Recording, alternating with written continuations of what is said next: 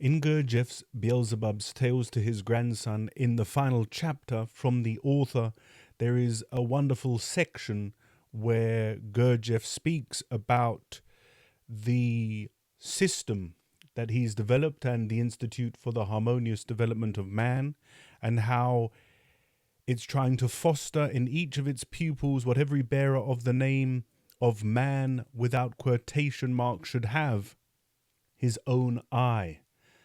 And then the section that follows is Gurdjieff's sort of humorous picture of man as we see him, man in quotation marks.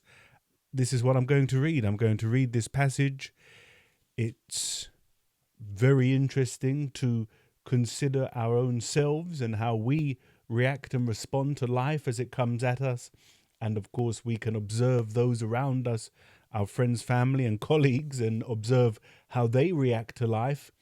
But this is a wonderful passage. And to conclude, Gurdjieff says, I'm going to, I don't know what they say, bury the lead, don't they say? And I'm going to share what he says at the end, because it's very powerful. At the end, Gurdjieff says, perhaps you think I am overdrawing. He says, no, it is a photographically exact snapshot from nature.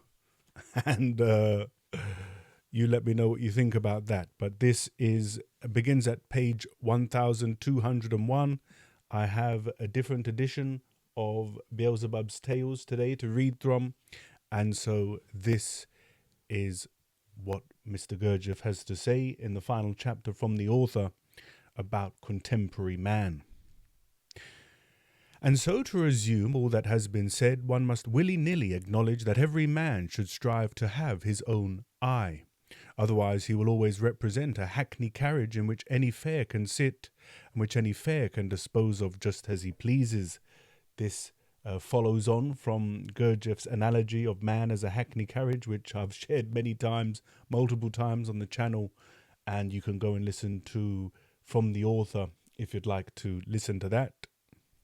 And here it will not be superfluous to point out that the Institute for the Harmonious Development of Man, organized on the system of Mr. Gurdjieff, has among fundamental tasks also the task of, on the one hand, correspondingly educating in its pupils each of the enumerated independent personalities separately as well as in their general reciprocal relationship, and on the other hand, of begetting and fostering in each of its pupils what every bearer of the name of man without quotation marks should have: his own eye. For a more exact, so to say, scientific definition of the difference between a genuine man, that is, man as he ought to be, and a man whom we have called man in quotation marks, that is, such men as almost all contemporary people have become, it is fitting to repeat repeat what was said about this by Mr. Gurdjieff himself in one of his personal lecture talks. It was as follows. For the definition of man, considered from our point of view neither anatomical nor physiological nor psychological, contemporary knowledge of his symptoms can assist us, since they are inherent in one degree or another in every man and consequently apply equally to all. Hence, they do not enable us to establish the exact difference which we wish to establish between people.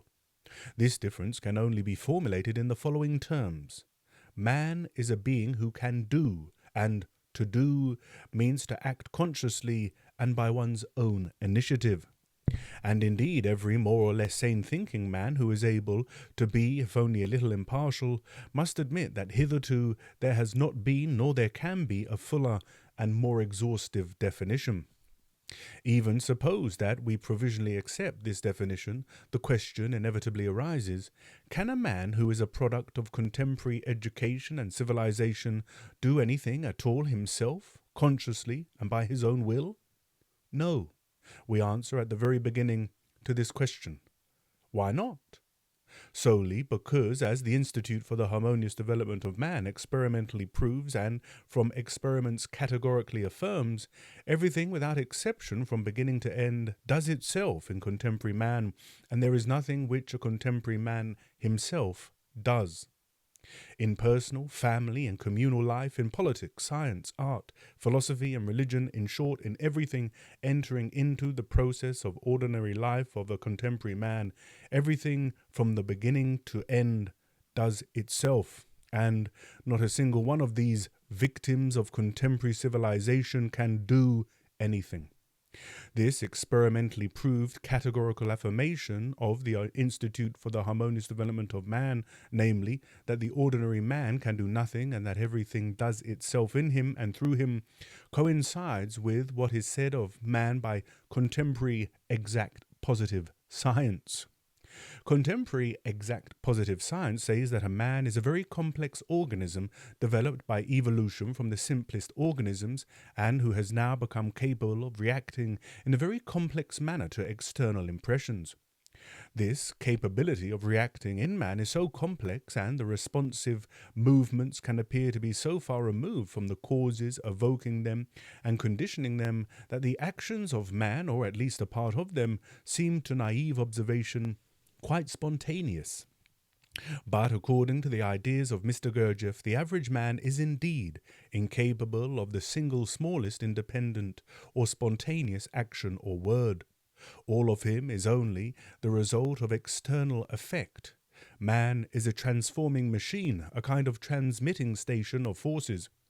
Thus, from the point of view of the totality of Mr. Gurdjieff's ideas, and also according to contemporary exact positive science, man differs from the animals only by the greater complexity of his reactions to external impressions, and by having a more complex construction for perceiving and reacting to them.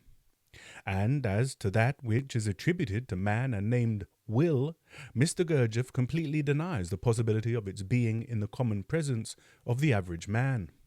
Will is a certain combination obtained from the results of certain properties especially elaborated in themselves by people who can do. In the presence of average people, what they call will is exclusively only the resultant of desires. Real will is a sign of a very high degree of being in comparison with the being of the ordinary man, but only those people who possess such being can do. All other people are simply automatons, machines, or mechanical toys set in motion by external forces, acting just in so far as the spring placed in them by surrounding accidental conditions acts, and this spring can neither be lengthened nor shortened, nor changed in any way on its own initiative. And so, while admitting great possibilities in man, we deny him any value as an independent unit as long as he remains such as he is at the present time. For the purpose of confirming the complete absence in the average man of any will whatsoever, I will add here a passage from another of Mr. Gurdjieff's personal lectures, in which the manifestations of this famous assumed will in man are picturesquely described. Addressing those present, Mr. Gurdjieff then said, "You have plenty of money, luxurious conditions of existence, and universal esteem and respect. At the head of your well-established concerns are people absolutely reliable and devoted to you. In a word, your life is a bed of roses. You dispose of your time as you please. You are a patron of the arts. You settle world queries over a cup of coffee, and you are even interested in the development of the latent spiritual forces of man. You are not unfamiliar with the needs of the spirit and are well versed in philosophical matters. You are well educated and widely read. Having a great deal of learning on all kinds of questions, you are reputed to be a clever man, being at home in a variety of fields. You are a model of culture. All who know you regard you as a man of great will, and most of them even attribute all your advantages to the results of the manifestations of this will of yours. In short, from every point of view, you are fully deserving of imitation and a man to be envied. In the morning, you wake up under the impression of some oppressive dream. Your slightly depressed state, that dispersed on awakening, has nevertheless left its mark. A certain languidness and hesitancy in your movements. You go to the mirror to comb your hair and carelessly drop the brush. You have only just picked it up when you drop it again. You then pick it up with a shade of impatience, and in consequence you drop it a third time. You try to catch it as it is falling, but from an unlucky blow of your hand the brush makes for the mirror. In vain you rush to save it. Crack! There is a star of cracks on that antique mirror of which you are so proud. Damn, devil take it, and you experience a need to vent your fresh annoyance on someone or other, and not finding the newspaper beside your morning coffee, the servant having forgotten to put it there, the cup of your patience overflows, and you decide that you cannot stand the fellow any longer in the house. It is time for you to go out. The weather being pleasant, and not having far to go, you decide to walk. Behind you glides your new automobile of the latest model. The bright sunshine somewhat calms you, and a crowd which has collected at the corner attracts your attention. You go nearer, and in the middle of the crowd you see a man lying unconscious on the pavement. A policeman, with the help of some of the, as they are called, idlers who have collected, puts the man into a taxi to take him to the hospital.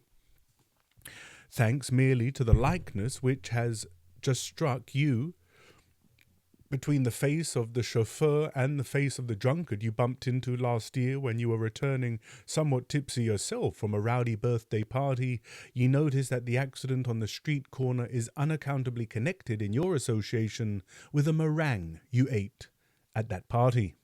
Ah, what a meringue that was! That servant of yours, forgetting your newspaper today, spoiled your morning coffee. Why not make up for it at once? Here is a fashionable cafe where you sometimes go with your friends. But why did you recall the servant? Had you not almost entirely forgotten the morning's annoyances? But now, how very good this meringue tastes with the coffee. Look, there are two ladies at the next table. What a charming blonde. You hear her whispering to her companion, glancing at you. Now, he is the sort of man I like. Do you deny that from these words about you, accidentally overheard and perhaps intentionally said aloud, the whole of you, as is said, inwardly rejoices? Suppose that at this moment you are asked whether it had been worthwhile getting fussed and losing your temper over the morning's annoyances, you would of course answer in the negative and promise yourself that nothing of the kind should ever occur again. Need you be told how your mood was transformed while you were making the acquaintance of the blonde in whom you were interested and who was interested in you, and its state during all the time you spent with her? You return home humming some air, and even the sight of the broken mirror only elicits a smile from you. But how about the business on which you had gone out this morning? You only just remember it. Clever. Well, never mind. You can telephone. You go to the phone and the girl connects you with the wrong number. You ring again and get the same number.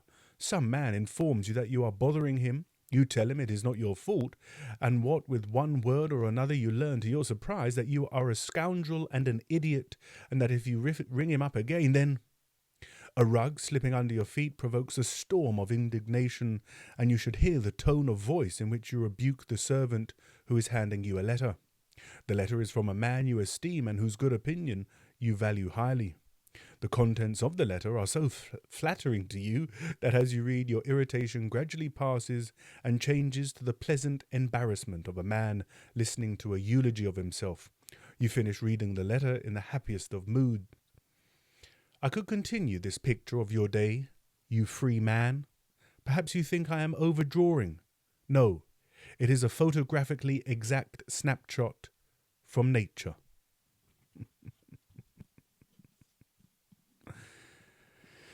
And what a passage it is.